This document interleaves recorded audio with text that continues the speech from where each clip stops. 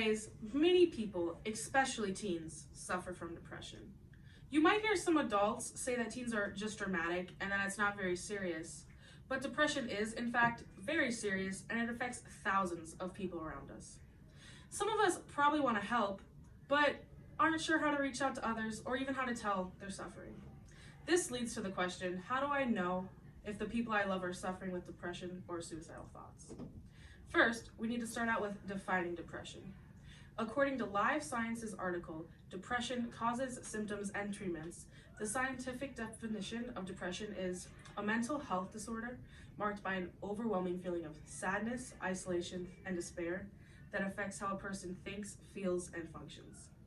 This disorder could also lead to suicidal thoughts, sometimes ending in suicide.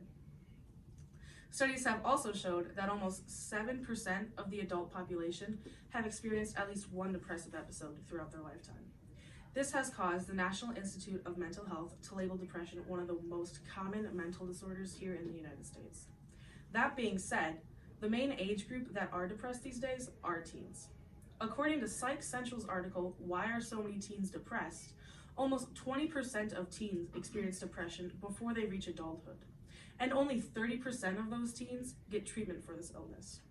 Since most teens don't seek help, there is a lot of suicide among them, with the leading cause of death from people aged 15 to 24 being suicide.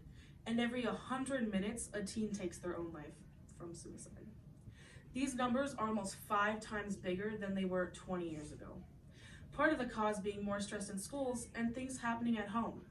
Young people who experience trauma, abuse, or chronic illnesses are more likely to become depressed. Since so many people suffer with depression, let's talk about signs and symptoms. There are many different signs of depression that include fear of rejection and loss of interests in activities. There are also a lot of physical signs, including self-harm, changes in appetite, poor school performance, or suicidal attempts. For example, let's say that this balloon right here is named Samantha, and that the air inside of her is happiness, motivation, just overall feeling good with life. And this balloon is Bob. Now, you can see they have about the same amount of happiness, and Bob, they both are straight A students. But Bob's just feeling a little sad lately, so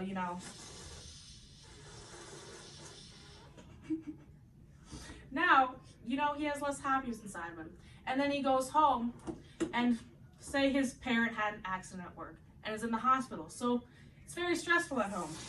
There gives some more happiness. So he's not doing any better in school while Samantha's having a perfect life. No one likes Samantha. And then Bob, he's struggling. He doesn't want to go to people for help because he feels just like a nuisance.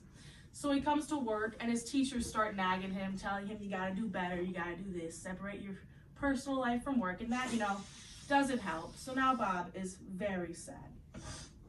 And then one person comes along and just bullies Bob, which now Bob has very little happiness left and no motivation. But then, as you can see from Healthline's article titled How to Help a Depressed Friend, it states that sometimes all somebody needs is somebody to tell their problems to. So let's say Bob goes up to his friend and starts just saying about what's happening, and Bob gains a little happiness back. Now he's a little happier. And so with Bob's friend, whatever his name is, just listening to Bob's issues or what he's going through can help him a lot. You can also find them professional help so that Bob is even happier.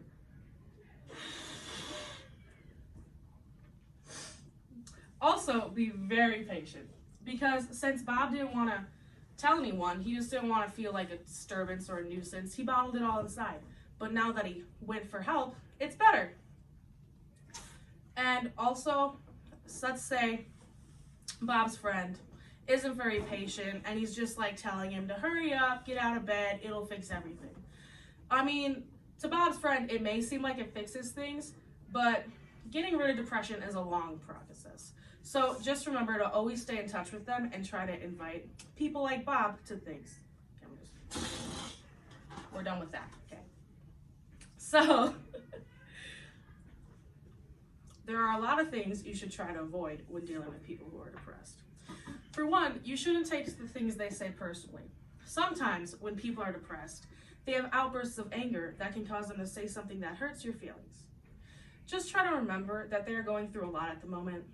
Also, don't immediately tell them to take medication. Medication doesn't work for everyone, or maybe they just don't have the resources to try it. Depending on their views, they also might be against using medication for various reasons. Along with medication, some people might be against going to therapy or anybody for help. Whatever you happen to do in this situation, do not push your views onto them. People who are depressed will just feel worse if you tell them that they are wrong and that they need to get help. For those who want help, book an appointment for them and then attend it with them so they have your support. Make sure that whoever you are helping knows that they can wait on you. Now that you know the basics of depression, you can help your peers. People all around you that may even be your closest friends can be suffering from depression, and now you know how to help them. Just remember that depression takes time and that everybody's story is different. You can't just fix people with one easy step. Remember to be patient when helping others and just try your best.